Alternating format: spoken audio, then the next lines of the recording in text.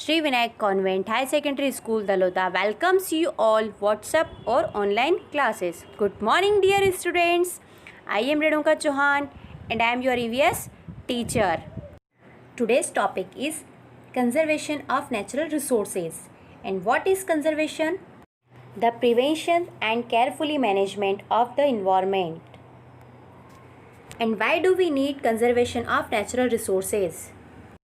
Some of the natural resources can be never get exhausted and never complete it. They are called renewable resources. Example, water, air, sunlight.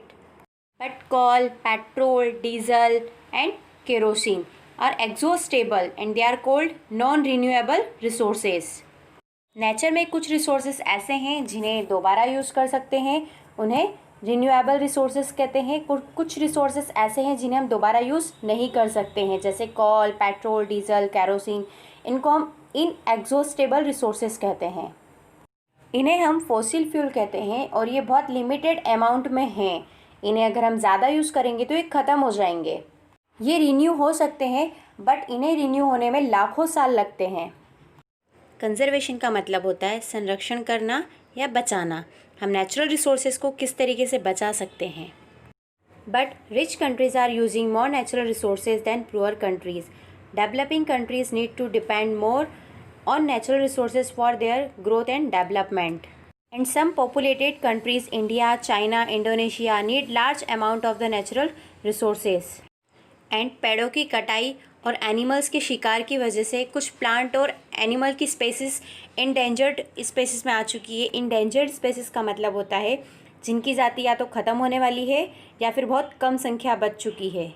ऐसे animal और plants की spaces को हम endangered species कहते हैं। Dolphin in river Ganga are also facing the dangers of extinction. Ganga में dolphin पूरी तरीके से ख़त्म हो चुकी है। एक्सटिंक्शन की हिंदी मीनिंग होती है विलुप्त होना।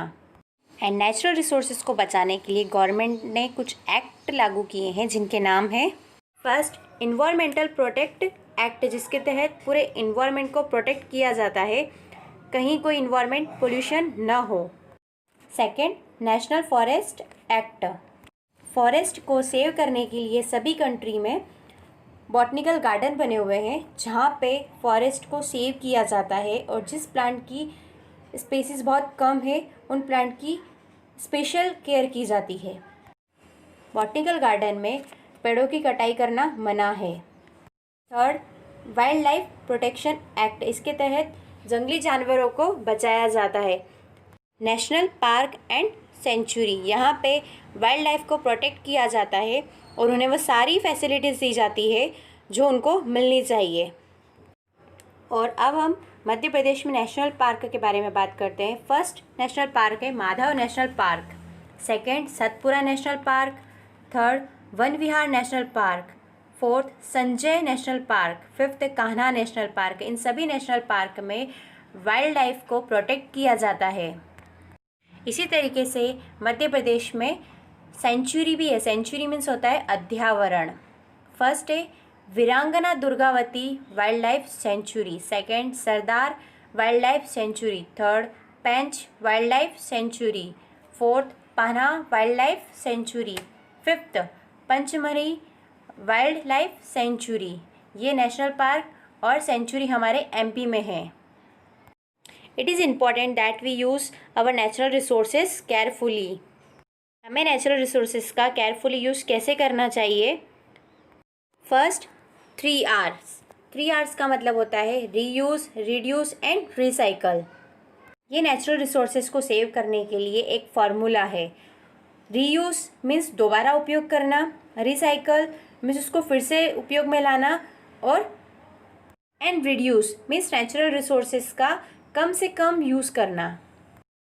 Save water, only 1% drinkable water on the earth. सिर्फ 1% पीने का पानी है, बाकी जितना भी पानी है वो हमारे पीने लायक नहीं है। इसलिए हमें पानी को वेस्ट नहीं करना चाहिए और पानी को सेव करना चाहिए क्योंकि ये नेचुरल रिसोर्सेज हैं।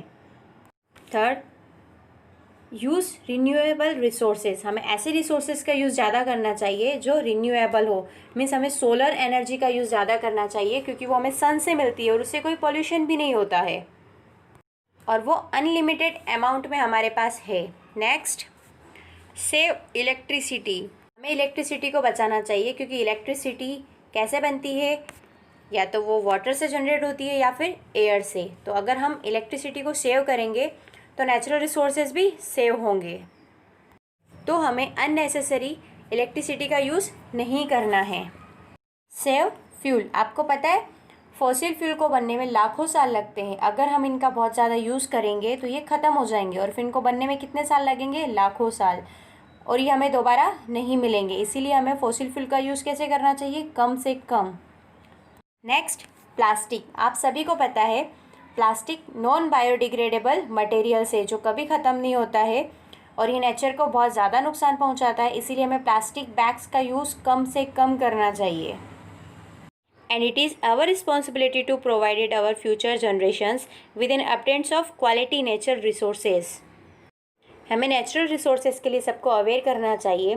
जैसे सोशल मीडिया की हेल्प ले सकते हैं हम, न्यूज़, फेसबुक, इंस्टाग्राम, इन सब की हेल्प से हम सबको अवेयर कर सकते हैं नेचुरल रिसोर्सेज सेविंग के लिए। आई होप आपको वीडियो पसंद आया होगा। Thank you watching for video.